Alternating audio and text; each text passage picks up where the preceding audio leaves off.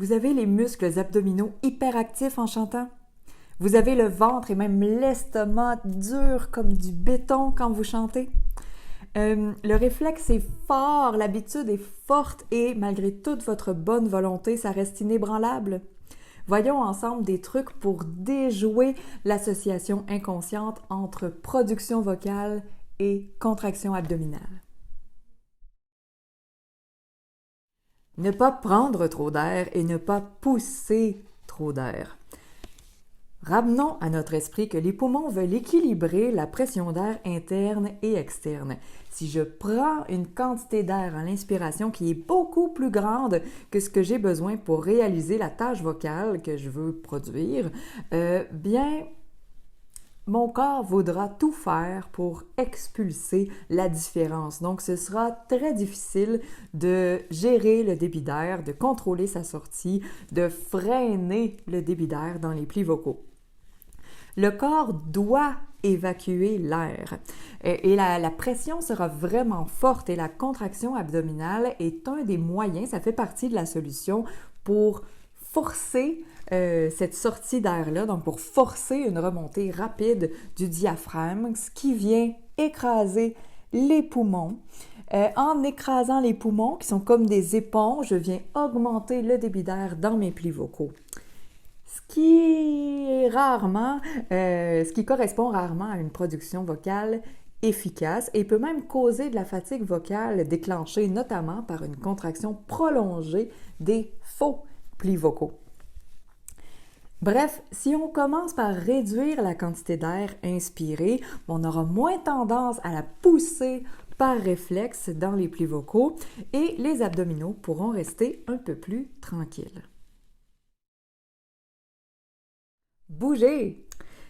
Quand on garde en mouvement, quand on met en mouvement les grandes articulations du corps, bien on empêche et ou on diminue la contraction musculaire intense des muscles justement qui y sont rattachés. Parce que ceux-ci doivent s'adapter au mouvement, ils ne peuvent pas figer, sinon ça rend le mouvement impossible. Et une grande articulation qui est justement près des abdominaux, c'est l'articulation du bassin avec les hanches. Donc, bouger le bassin en faisant des cercles, des tours, des 8, de la salsa, de la marche, peut vraiment aider à déjouer une paroi abdominale qui est dure de tension. Soyez créatif dans votre façon de mobiliser cette articulation-là, bouger le bassin pendant que vous chantez ou que vous vous entraînez. Maîtrisez le débit d'air pendant la phonation en précisant et en approfondissant le travail de l'ancrage du torse et de la gestion de la production des consonnes. On fait rarement les choses pour rien dans notre corps. Si la contraction abdominale est si forte, c'est fort probablement parce qu'il y a un besoin qui n'est pas répondu et que le corps essaie de combler, de compenser. Il est vrai que les plis vocaux ont besoin de soutien pour être vraiment libres de travailler de façon optimale pour des tâches vocales plus exigeantes. Quand c'est plus aigu, plus fort, plus long, on veut recadrer cette mobilisation-là, cette énergie-là, cette attention-là dans quelque chose qui nous aide plus que qui nous nuit. Comme je dis souvent, avant d'enlever les béquilles, je veux que mon pied guérisse pour pouvoir mettre du poids dessus. C'est la même chose ici. Donc, avant de penser pouvoir enlever la contraction abdominale, je dois m'assurer de pouvoir compter sur un soutien qui est plus optimal. Donc, au travail sur la maîtrise de l'ancrage du torse et la production des consonnes bien contenues dans le débit d'air. Si le réflexe est très intense et s'introduit en tout temps, peu importe le contexte, même sur une note confortable, non tenue, amusez-vous avec des sons simples et faciles pour vous en vous écrasant sur une chaise, sur un fauteuil complètement affalé de façon à ne pas pouvoir produire de contraction abdominale sans inconfort ou sans possibilité de le faire tout court. Ce qu'on cherche ici, c'est vraiment de dissocier la production vocale de l'implication des muscles abdominaux.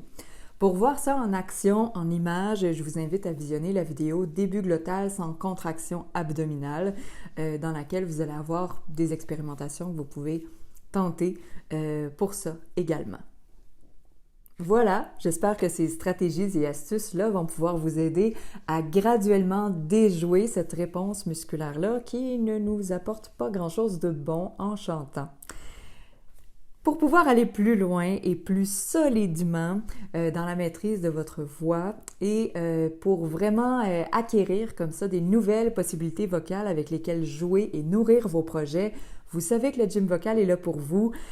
Vous savez que chaque détail compte. Vous êtes motivé à bâtir quelque chose de solide d'une façon structurée pour être vraiment en confiance de faire ce que vous voulez faire. Vous serez à la bonne place avec notre équipe. Sur ce, au plaisir!